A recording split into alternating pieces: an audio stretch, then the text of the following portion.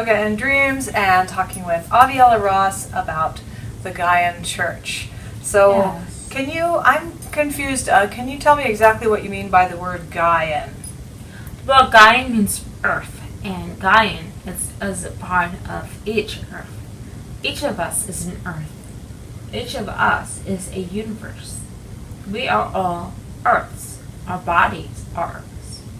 So when I say Gaian Church, I'm talking about each person finding their own spiritual path within what is called self-empowerment. And basically what you do is you work through the different levels of ascension. There are 13 levels to each 10 different categories of ascension, which have 10 different forms of ascension. Now, what the New Age popularly esteems as ascension is what I would call metaphysical ascension. And what Christianity would mean by being born again is what I would call moral ascension. And most of these religions, when they say that you become righteous or that you become purified or you become holy, that is what they would call moral ascension or morality.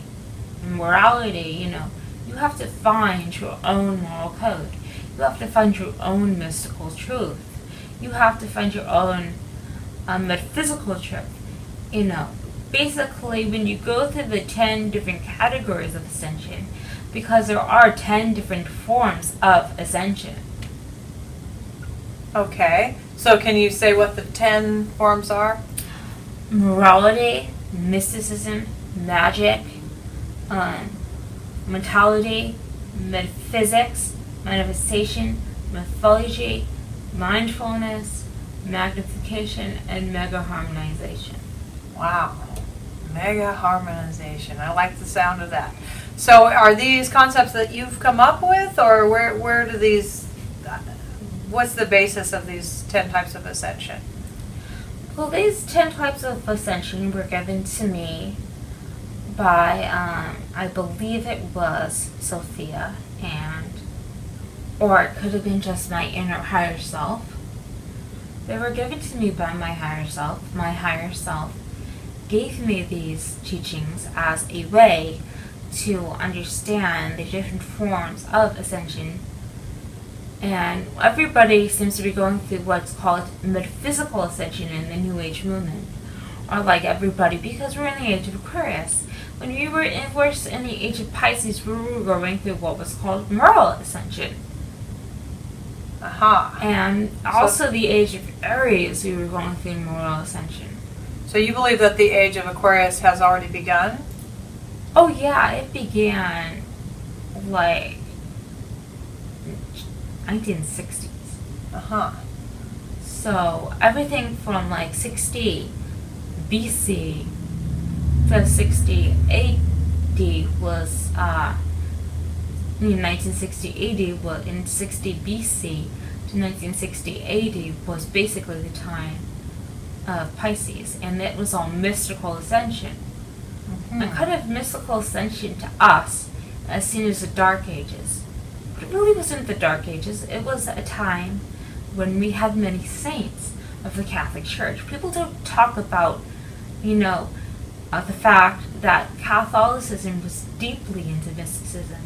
In fact, Catholicism is a very mystical path. And then you have the Sufis of like Islam.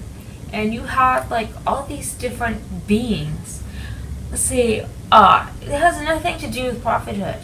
I'm not a prophet. I'm not a messiah. I'm nobody. I'm just a person that seems to be in connection with their higher self. Everybody can be in connection with their higher self. So you were telling me about the Gaian Church and the 10 different forms of ascension that you say you kind of discovered in communication with your higher self. Yes. And also you've had some dreams that were rather guiding. Wouldn't you say you've had some dreams that Yes. helped you come up with this vision for your church? Will you talk about that a little? I've had several dreams. One of the things I had a lot of dreams about Yeshua. They're very like erotic in nature. And basically, I basically saw the union and their different metaphorical teachings of, such as the black horse riding through the woods, doing something. Basically, that's the union with the occult, which is magical ascension. And this kind of high occult knowledge is when we come into like that higher knowledge, or gnosis, or that higher Kabbalism, or that higher degree of understanding. We become unified with the Christ self on the black horse, which represents the occult, or the animalistic nature of that ascension. And how long would you say that you have been interested in studying these topics? Like, how long have you been on this path? Well, I have studied the different world religions since I was about 5 years old. Really? So from a pretty early childhood, you were interested in the spiritual teachings? Definitely. Yeah, so what's your next step? Well, my next step is writing my first book, which is about moral ascension and the process of which you go through. Which is, moral ascension is really the time period between, like, the age of Aries was all, the ancient Israelites were going through what was called moral ascension at that time. And the Jewish people really were going through what I would call moral ascension. Most of the world was going through moral ascension. That's kind of hard to believe, because during that time you find Hammurabi and you find all these different legal codes and these different moral codes being created, such as Buddhism and Judaism. And then during the age of Pisces, which was all about mystical ascension, dark ages, people say it was the dark ages because we didn't have science. Well, that's not really pertinent to mystical ascension. What's really pertinent to mystical ascension is understanding mystical truths and understanding mysticism. And if you really think about it, though, in the Islamic world at least, they were way advanced in the Christian world. And then the Christian world was very advanced. Even though we didn't have scientific discoveries, we were finding out mystical truths. These mystical truths were the backdrop of what I would call the foundation for mysticism of this era in the modern world, which eventually led to metaphysical ascension. So you write quite a bit, and you also do videos like on YouTube, right? So if our viewers wanted to hear more about this, where would they look to find some of your writings and teachings? Well, Google me, Aviella Ross, Aviella, and then space ROSS. And do you have like a website? I have a Facebook page. Shield Guardians of Ascension. Oh, right. Can you talk more about what exactly the Shield Guardians of Ascension, what that's all about? It's a mystery school, and Shield Guardians of Ascension is a mystery school. We will have get-togethers. We will have meetings where we meet each other in person. Anybody in the Portland area is free to come. We do have some restrictions, though. And because I don't really feel that before the age of 18, that person really should be like embarking fully on this, because you don't have the capacity to make decisions for yourself, and I don't want this to be like a cult. So I feel like you should be at least of age to be part of the mystery school. I'm 25. I'm more mature. I've had more maturity because I'm an indigo. So, have you had any of these meetings so far? Not yet, but I'm hoping to. Great. Is there anything else you would want to share with our viewers about your path and what you've been doing? Well, I started channeling my higher self when I was like 15 or like 13 years old. It started with a bunch of like mother's higher self, like my mother's teachings when I was 9 to 12, but I threw that all away. And I started channeling my higher self at like 13 and like really developing like truth and, basically there's a whole bunch of teachings that I feel are from my higher self, from Atman Aviella. This is not an angel. It's not anybody but my higher self. There was no angel that ever came to me. There was no sending master, but my higher self, my higher being, taught these things to me. And what do you think brought about that? How was there a particular practice that you used to get in touch with your higher self? Had you read something that led you toward that, or was it just a spontaneous? It was spontaneous. My higher self started coming to me at an early age. My vibration has been lowered though, and dramatically because of the fact that my higher self is like taking out a lot of the energies that I used to have to replace them with higher energies. Allowing certain entities to come in and take those energies so that later on I can have more healthier energies because of all the trauma, like taking away my vibration in order to build a healthier vibration. That's interesting. And is there any personal practice that you follow that helps you along the way? Meditation. Yeah? Yes, meditation. Meditation, reading scripture, especially the Bible. Never underestimate the power of moral ascension in the Bible, or the Dhammapada, or any of these books, because basically what I feel is that the moral ascension is the backdrop. Without moral and mystical ascension, we could not have graduated into metaphysical ascension. All right. Well, that's fascinating. People say that the world plummeted into a dark age, but I think this isn't true. We were like St. Francis and the Cathars, and there was a lot of book burning, but at the same time, what happens when you mystically ascend is you do a lot of purging. And there's a lot of purging that goes on. So purging old ideas and replacing them with better ideas is all part of mystical descending and ascending. And ascending is where you purge, and descending is where you awaken. So basically that's the whole thing that was going on for these 2,000 years. All right. So, you were talking about the moral ascension and the different, what was it? The different types. Types, okay. Levels. Different levels of moral So the first ascension. one is moral affirmation. Okay. And this is where humanity was given. The Who?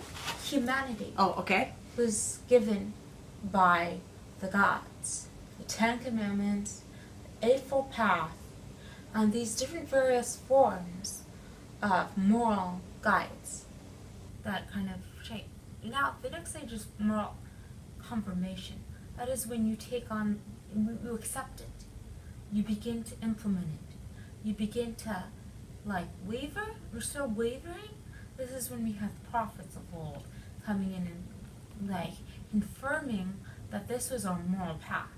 Confirming that this was what was sent. They were confirming it. So that we would, and then what you have is when you confirm it inside your soul, you begin a process. The first thing is moral acceptance. When you finally accept the truth that this is your moral path, then you can begin to understand that this is a moral path that leads you and directs you. You have to accept it within yourself. And when humanity accepts this as their moral foundation, that is when, basically, a whole set of events took place. Okay. So what kind of events are we talking about? We're talking about when moral acceptance happened. Everybody started changing. Everybody started flocking into what was deemed the established moral code. And everybody started to embrace it inside. And this whole journey of evolution, of moral consciousness, started to play a role in the planet. there's, you were saying, confirmation, acceptance, and Moral affirmation, moral confirmation, moral acceptance. Yes. and then what comes next after that? Moral excellence. Okay. This is when we really begin to follow the code that we set for ourselves. We become excellent followers of it. And we basically are so pure and so pure in following and so zealous that anybody following anything that we deem to not follow it is kind of ostracized from us. We're not totally moral because we haven't accepted others for exactly who they are. But we are zealous for only including this. So these are like stages that a person might go through in their spiritual development, in a way. Yes, everybody goes through this. And, well, the weird thing is that with the initiation for the age of Aries was Moses giving the Ten Commandments. Therefore, the mystical, regeneration of the Israelites was that they would not accept anybody who did not, or same thing with Buddhists. And later on, in the age of Pisces, same thing with Christians. See, meanwhile, while the age of mystical ascension was going on, for the Jews, the age of morality was going on for the Christians and the Muslims, pretty much. Now, so here's an interesting question to me. Not being that familiar with the Muslim religion, are they required to follow the Ten Commandments, or do they have their own code? Islam is a way of submission. They include Moses, they include Jesus, and they include Muhammad. So does that include the Ten Commandments then? Yes. Okay. Because I think a lot of people are confused about that today, and the Muslim faith gets a lot of kind of a bad rap for things that we see in the news, and so I think it's important to note that the people that are doing those things are not actually following the path. No. Just like there's Christians that have done horrible things as well. They did not mention this on the news, but they deliberately didn't, because of things that I will not get into, things in the government that I will not get into, establishments, but they have an agenda to portray the Muslims as bad for whatever reason. And the Muslims actually were protesting ISIS. They were protesting this in Europe, and it just didn't get attention. Yeah, they're very specific about what they choose to show us on the news, for sure. So, what's the next level then after we reach moral excellence? Moral purification. Purification. Yes, so this is when your soul gets purged and purified. And moral issues that kind of come up to say, moral issues that are bucking you, that like literally condemning you, you explore those, you break the boundaries, you push and you push and you push and you push, and you try to break the boundaries of what you deem to be okay. And so maybe you might get tested in that stage, there might be temptations or something, and you have to be true to your moral beliefs. Yes, you have to be true, and this is actually peaked at what we call moral night, dark night of the soul, which is where we're actually trying to break our own moral code. We're being unethical because we want to explore what it's like to push the boundaries even further.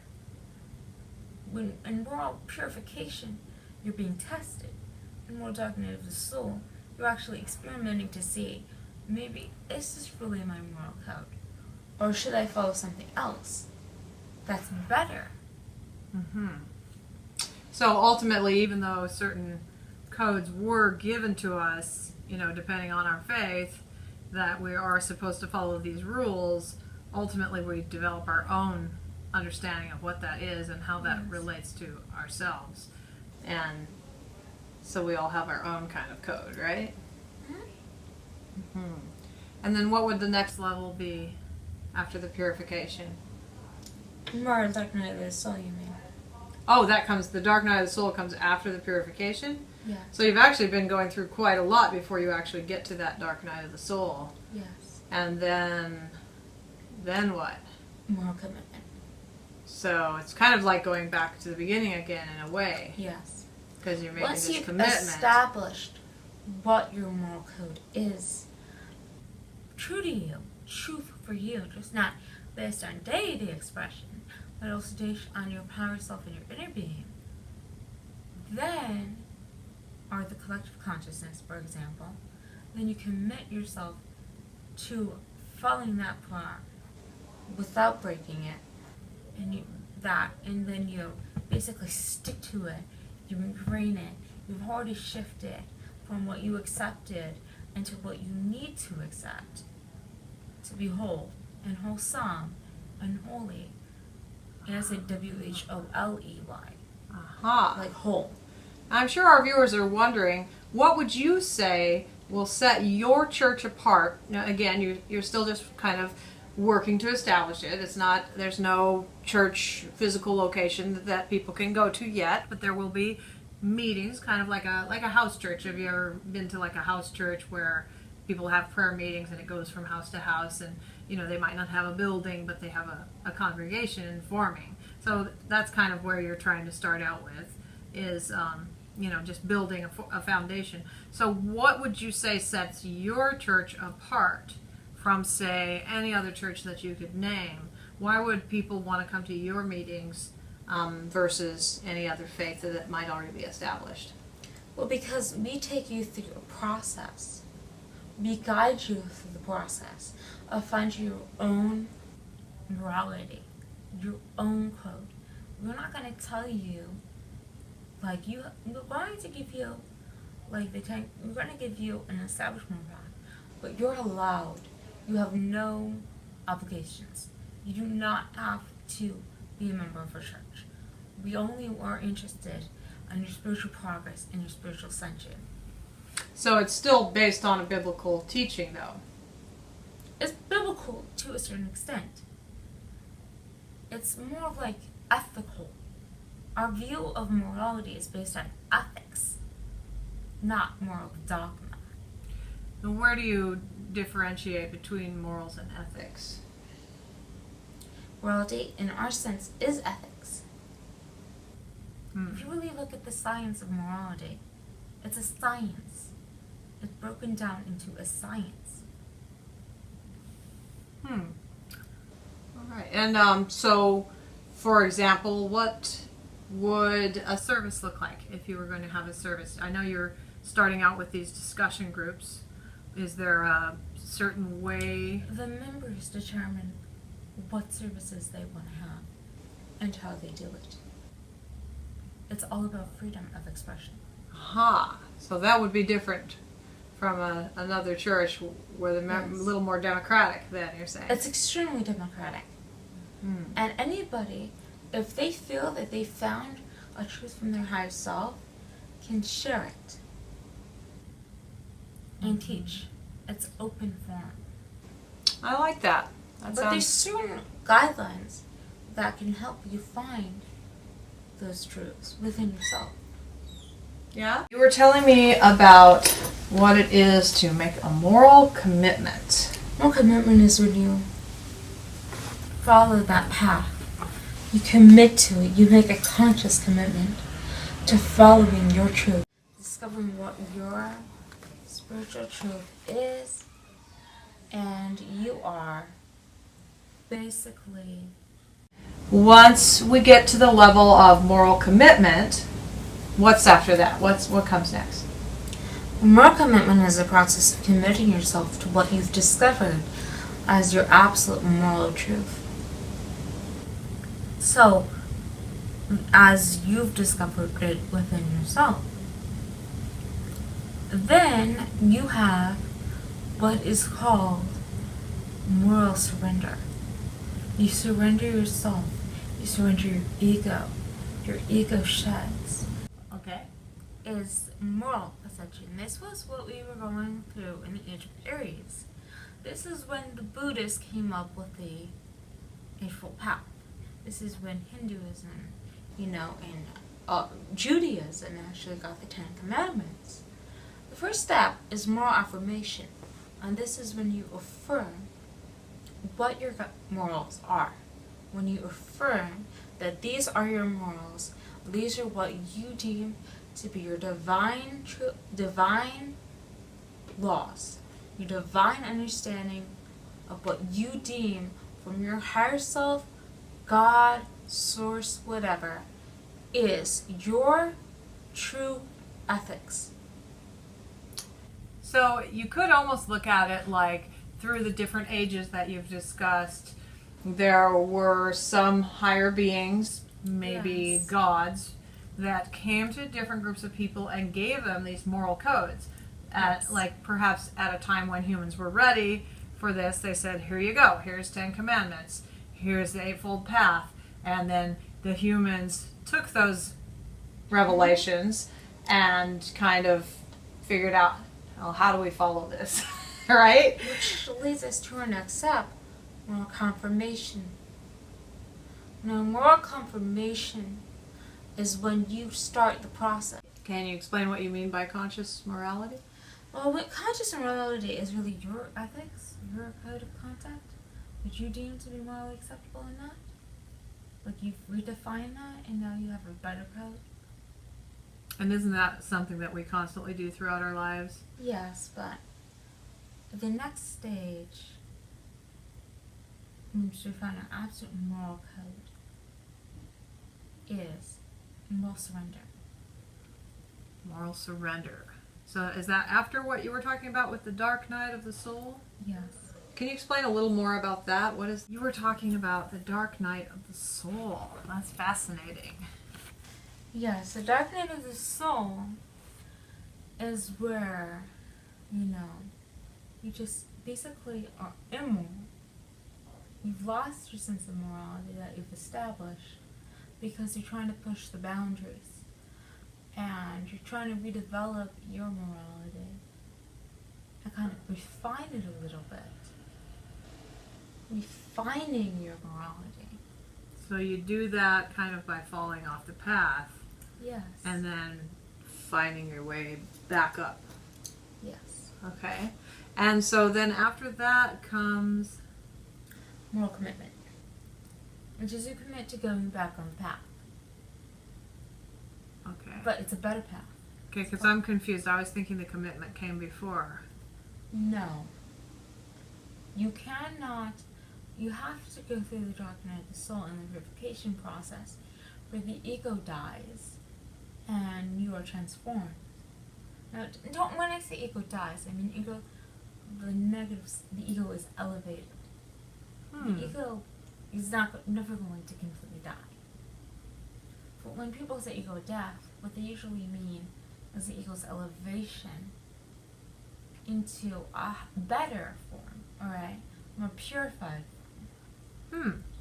It kind of happens when you go off the path, because the ego, facing what is called the process of purification, says, no, I'm going to hit you, I'm going to do all these horrible things, and I'm not going to, because the ego wants to survive.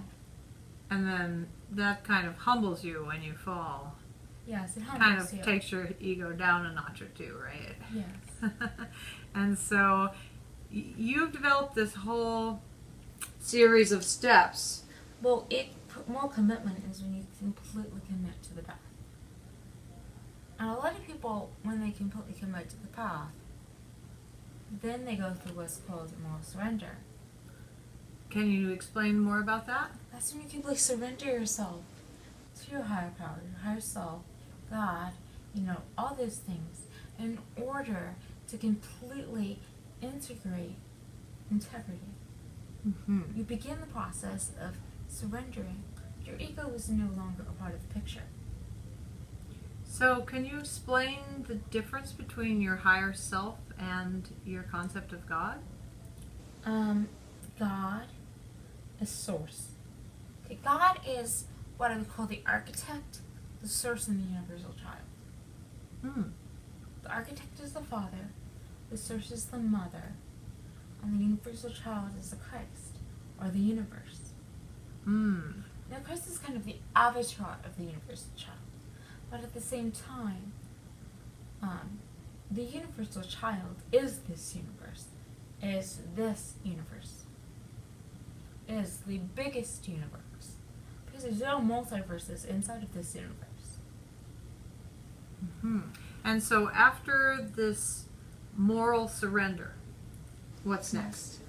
When you completely surrender, you come into what's called submission. You can completely submit. You completely submit to God. But this isn't the final. This is where the difference between the evolution of Christianity and Islam. Christianity and Islam think that surrender and submission is the same thing. They don't realize that surrender is part of the step and submission is part of the step. And if you surrender, you also submit. A lot of people struggle with these words. They're like, what do you mean I have to submit? Does this mean I have to become like a slave? Do I give up my free will? I think that's a real stumbling block for people. So how do you get around that stumbling block? Well, when you get around that, you have to realize that your will, that's part of the ego. The ego thinks that your will is going to be given up. You have a more enhanced will. So you have a more enhanced will?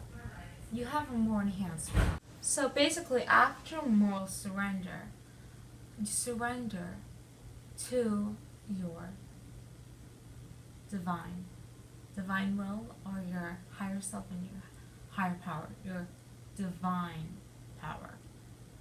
So basically what happens once you surrender, you totally let go, and you let your true expression of love and body come into being. So submission is the next step. So Now, what is the difference between surrender and submission? Surrender and submission. Surrender and submission. Because surrendering is when you surrender completely. You have to surrender before you can submit. Because surrendering just means to let go. Submission is to obey. Okay. All right. So when the ego dies, when you submit, you become more will. You have a better will. Your will is rectified in God. Your will is become what is called the embodiment of true will, or divine will, versus ego will. So that's why people say, not my will, but thy will, O Lord? Yes. So you kind of forget your higher self is your Lord and Lady. If you're female, it's a lady. If it's a male, you're a Lord. Okay? Your higher self is Lord over you and has the rights to guide you. Spirit is what you should be obeying. And in conjunction to your higher spirit, you need to be obeying God. So is that the final step, ultimately, just to submit, or is there more? Now, once you've submitted, you come into what's called oneness, moral oneness. When you reach that state of oneness, when your divine will and God's will become one. And you can get a lot more done then if you're working according to that divine plan, right? Yes. Yeah. And once you become one with the divine will and God's will, you have reached what is called oneness. You're not yet in unity. You have to reach unity. And that's the next step after oneness? Yes, when you become in unity with God. And what's the difference between oneness and unity? The consciousness of it. Oneness is just you're in one with God, but you're not in union yet. You have not reached full union with God. And then once you reach that stage, how do you know? Do you feel like you've reached that stage? No. How do you know? I'm still stuck back in moral purification. Purification? Yeah, Yes. and that can take a long time, can't it? Yes, it can. And you know, like, these stages were mapped up on my higher self doesn't mean I've achieved them yet. Okay, so you're kind of creating a plan, and then you want to share that with other people because you feel Yes. like it will help people to grow and develop, and it's helped you to provide kind of a framework for your growth. Yes. And you're writing a book about all these levels? Yeah. And do you have a working title for the book? Moral ascension. Moral Ascension. And as far as you know, this is a whole new kind of approach Yes. that's it's come to you and you're here to share it. Yes. And after you morally perfect it, you basically leave that. Jesus, on the other hand, he reached godlike moral ascension without even having to go through all the steps. Nobody is capable of godlike moral ascension. But the reason why Jesus was able to reach godlike moral ascension versus other people in history who haven't been able to reach godlike moral ascension. Godlike moral ascension. And Jesus was the only one in history that's known that was That's able to known. reach that level. Yes, and when he went into the moral darkness of the soul, he never. It was a testing ground for him. He didn't waver. He didn't fall down, and hurt himself. He was proper about it. He stayed on his moral path pretty much. So he skipped the moral darkness of the soul. Aha. Why? Because of that extra dosage of godlike DNA that was inside of him. Aha. So is that all of the steps? That's the ultimate step? It's the ultimate step. Now, if you think you can reach that level, some people think Muhammad reached that level. Well, I have news for you. Muhammad never reached that level. This is where I'll disagree with Islam. I think Muhammad, he reached what was called moral submission or moral unity. Then reached people like Mother Teresa or Mahatma Gandhi, reached what was called moral perfection. But they never got to that godlike level. No. So, can you just briefly review now that you're saying that? Can you briefly just state them all just for our viewers? Moral clarify. affirmation, Affirmation, moral confirmation, moral confirmation, moral excellence, excellence, moral purification, purification, moral dark night of the soul, dark night of the soul, moral commitment, commitment, moral surrender, surrender, moral submission, submission, moral oneness, oneness, moral unity, unity, moral perfection, perfection. and godlike moral ascension. Okay, so that's 12.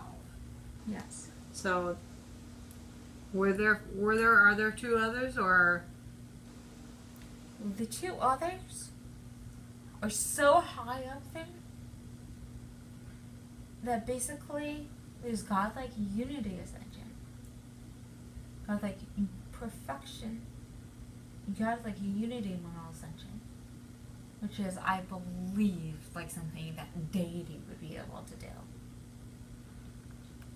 godlike unity moral ascension? And then there's like godlike perfect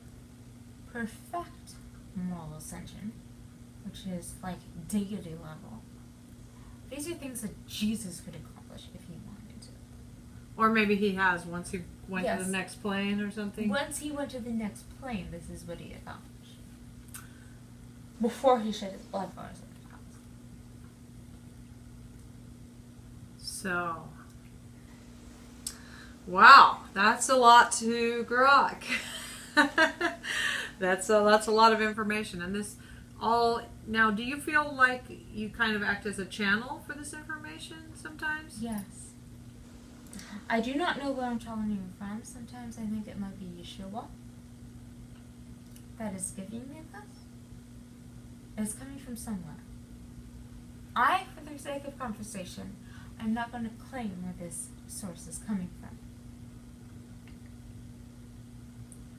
Okay, and so when you have these Gaian Church meetings, you'll lay out some of this information and have a discussion group, and then other people are free to share their spiritual beliefs and together kind of compare notes, basically.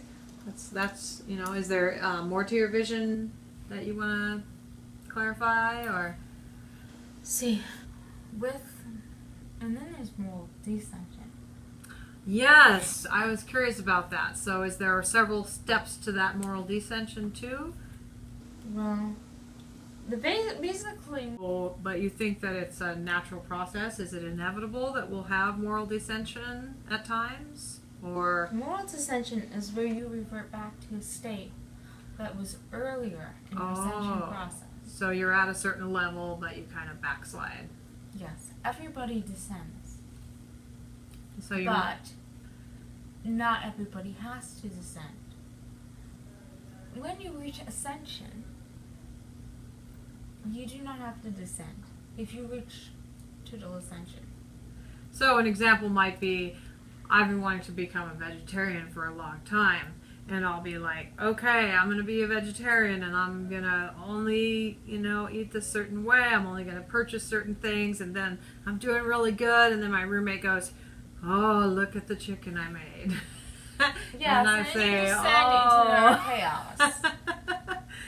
Moral chaos. Moral chaos. Yes, you can descend into moral chaos. You can descend into moral violence. You can descend into non-morality. You can descend into all these different levels. But ultimately, before we ever were able to morally ascend, we had to be at such a dark place as a human race to pretty much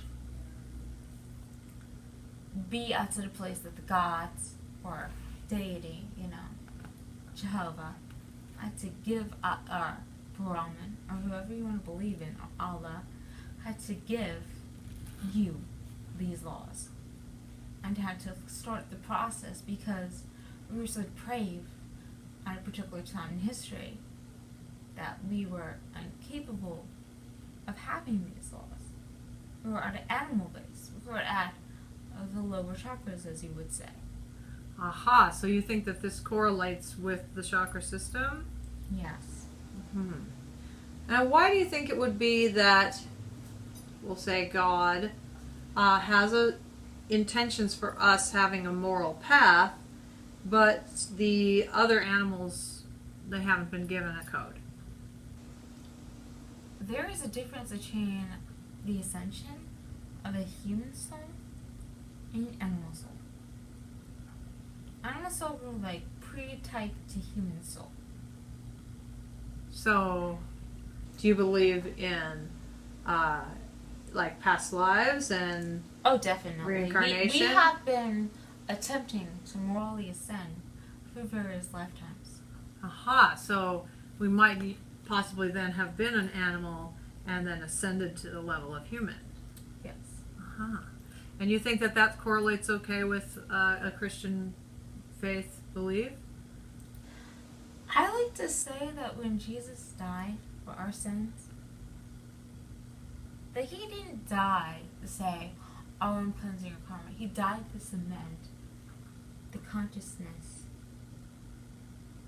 of forgiveness and of cleansing the planet of its karmic debt collectively versus our individual karma. By cleansing the planet's karma individually. So you think that various different spiritual paths can kind of work together Yes. and still speak of the same truth, even though maybe looking at it from a different angle? Yes. I tend to agree with that. As a Unitarian, I think that it's important for us to find out where these different faith paths do intersect, and that could very well be the key to perhaps peace on earth, if we can learn to understand each other's point of view and not judge. This came up with a spiritual teacher with mine I was talking to online the other day, and this group of people was talking about the importance of judgment. And I said, what? I said, Jesus told us we're not supposed to judge. And I think that's really important. And I also think we're not supposed to judge each other. Mm-hmm. It's not that we're not supposed to have any judgment, you know. And they also, I think, confuzzled the idea of judgment and discernment. And I think that somewhere along the line, the word discernment was applied to having good judgment. And you'll even find that definition at times.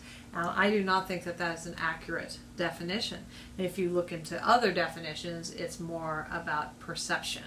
Like, discerning the truth is not the same as judging the truth. One thing I'm going to say is it's possible to be a channel for truth and perhaps not completely have your aura intact or have an entity attached to you. You can still be a channel for truth. Talk more about... So even if you're demonically possessed, you know, then you lose your free will. But if you just have an attachment or an entity attached to you, you can still turn that around and be a channel for truth. And you don't think that that entity might try to distort the truth or try to control you in some way? I think that it's a battle. Everybody faces a battle. Everybody has a demon and an angel assigned to them. Like sitting on your shoulders? Yes, like literally around you or in your aura, and you're not aware of it. And like the demon and the angel are two entities that are constantly battling for your soul to bring you down into hell so that you will not incarnate again. So do you think hell is an actual place? Hell is a consciousness. But it's also a place. Hell is real. If you go there, you will not be able to have another life until you have been purged of all your sins, which means an enormous amount of suffering and absence from the presence of love. So that you are so repentant and so debased that you somehow have merited the right to return to earth. So you think there is a path out of hell and back to earth? I don't believe in hell, I believe in purgatory. And what about heaven? What's heaven? Heaven's basically like a holding ground for righteous souls to either choose to come back or to just stay in heaven. Because some people are going to go, wait a minute, you know, this isn't my understanding of the Bible, which is like, you've got your choice, heaven, hell, purgatory, and that's eternity. You're stuck there. There is no coming back. Well, I'd like to differ with them because there's this verse in Ecclesiastes. There is nothing new under earth that, you know, that has no war or something like that. It's basically the verse. It's everything that was what's the verse? Do you know? There's nothing new under the sun. Yes. I don't know. Everything that was will be again. Yes. I can't quote. There are very There's few of the nothing new. Bible verses that I can quote with any accuracy. If there is nothing new under the sun, everything that was will be again, and everything that will be again was, or something like that. You know, Because it's a direct quote about reincarnation. Yeah, and I believe that when Jesus died on the cross and came back a few days later, he was demonstrating reincarnation in the same physical form. And I think a lot of people overlook that and they think, well, sure, Jesus did it, but Jesus said all these things that I do, you could do too if you just have faith. Yes. I mean, again, I'm paraphrasing, and also he wasn't the only one that was risen from the dead. And he showed people, look, you can come back from the dead. Yes. So I think that that's the basis for a great amount of faith, is because everyone's deepest fear is death. And when Jesus showed us that death is not really the end, and No, that it's you not. can come back, I think that was really the core of what he was trying to show people. So do you think that God's going to send another avatar, or Jesus is going to come back to help clarify that and get people back on the path? I believe that we're going to see the rise of the Antichrist very soon. And then we're going to see the return of Christ. And he will help us get back on the path. And so you think that this will actually be Christ in the physical body, or a metaphor of the Christ energy being coming through again? People. I think it's the metaphor of Christ consciousness coming back. But it can also be a physical Christ. Either another avatar that was sent here, as there were many avatars before, or the actual return of Yeshua. So if people have more questions for you, if they want to get involved with your church or come to one of these meetings, how they find you on Facebook? I want to do more TV shows. I want to explain a little bit more of that. And explain it so that you understand the 14 steps. What about like an online forum or seminar where people can, like a Google chat, where you can get a bunch of people plugged in and they can all discuss their spiritual ideas? Have you tried something like that, or? I think a forum is what the meeting is going to be. You determine what you want. It's a democracy. The only absolute truth is that there are 10 different types of ascension, and that you have to find your own ascension. Okay. Well, thank you so much for being on our show today and talking about all these ideas, and we'll look forward to talking with you more in the future.